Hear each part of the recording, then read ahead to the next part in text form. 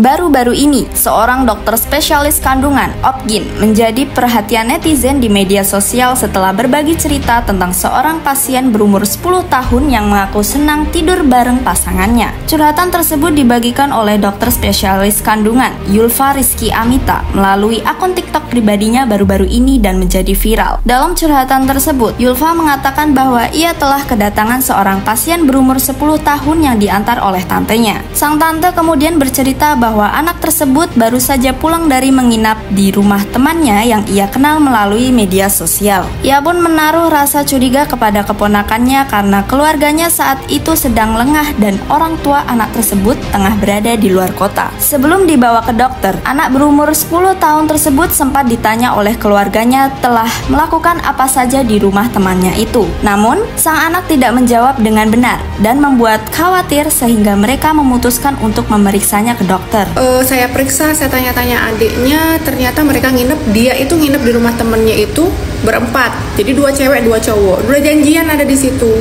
Cowoknya itu anak-anak laki-laki juga, usianya baru 13 tahun dan katanya dia pacaran baru 2 minggu. Dan itu pun kenal dari Instagram, TikTok. Setelah itu, Yulfa mencoba menanyakan kepada gadis tersebut terkait kronologi dari kejadiannya menggunakan pendekatan psikologi kepada anak tersebut. Akhirnya, anak tersebut mengaku bahwa ia dan pacarnya sudah berciuman dan disentuh di bagian atas serta bawah tubuhnya. Anak akhirnya sebelumnya dia nggak mau ngaku sama tantenya, sama om, sama bapak ibunya kalau dia udah ngapa-ngapain, dan ternyata di situ ternyata ketika sama saya dia ngaku, iya saya sudah, mohon maaf ya, ciuman, sudah dipegang bagian atas dan juga di bagian bawah. Saya tanya apakah itu cuman pegang aja atau memang sudah sampai terjadi macam-macam, dan ternyata sudah terjadi hubungan badan.